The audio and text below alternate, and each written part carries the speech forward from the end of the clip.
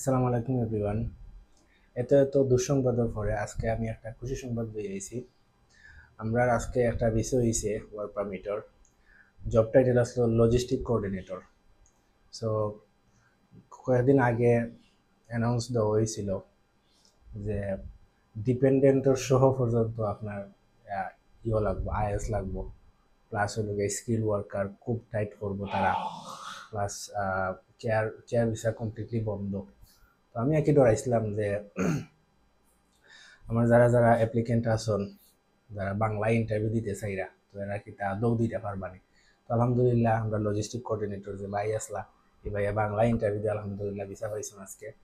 So আশা করলাম এই যে তারা যে রুল, নতুন যে একটা রুল তারা করতো স্যার, এই রুলটা বাস্তবায়ন হইবার আগে আগে আপনারা দ্রুত কাজ করুকা, স্পন্সরশিপ নিয়োগকা নিয়ে আপনার ফাইল প্রসেস করুকা ইনশাল্লাহ।